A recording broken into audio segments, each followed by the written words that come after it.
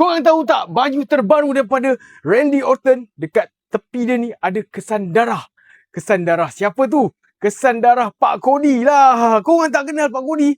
Pak Kodi yang ni lah. Lahanat pengantin baru, semoga kekal bahagia. Lahanat. Sekarang dah kenal kan Pak Kodi kan? Kan? Jadinya baju Randy Orton yang RKO Everybody tu sebelum ni bersih, clear, tapi dah dikotorkan oleh darah Pak Kodi dekat situ, Cody Rhodes Okey, jadinya baju tu memang cantik dan dah keluar dah pun. So, aku nak buka, aku tak sabar nak buka. Alright, so memandangkan tak lama lagi WrestleMania, Randy Orton lawan Cody Rhodes, korang kena beli satu, dapatkan dekat beg kuning ataupun dekat shop now ni. Ni dia. Wow, nice. Aku tak sabar nak pakai, Ini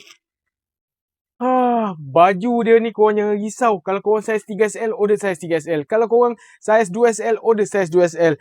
Baju dia kain sedap, design lawa. Sedapnya bau. Aku suka bau baju yang baru. Okey, jom. RKO Everybody. Lepas tu, dekat sini pun ada darah Pak Kodi, babe. Ada darah Pak Kodi sekali terkena kat sini. Hui, lawa. Sumpah, geng. Ini korang kena beli, babe. Kalau korang peminat Randy Orton, korang kena beli. Memang lawa, cantik. Alright, jom. Aku nak pakai. Ya! Apa? Memang lawa, babe. Memang lawa. Ini aku beritahu korang terus terang lah. Kalau Randy Orton menang, aku cukur janggut aku. Kau tengok ni. Ni. Ada darah Pak Kodi kat sini. Dekat sini kan. Masa tu dia nak sign tu, Randy Orton turn heel, belasah dia. Ini kalau aku punya bicep besar lagi lawa ni.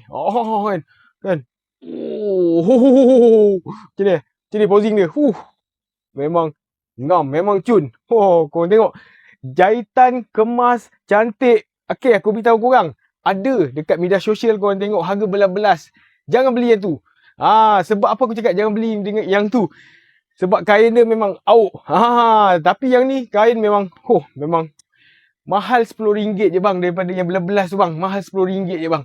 Kan?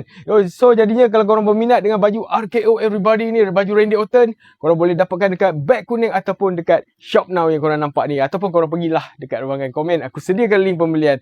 Okay? So jangan lupa like, follow, share, support beli baju Randy Orton ni. WrestleMania dah dekat kan? Beli satu. Assalamualaikum. Bye-bye.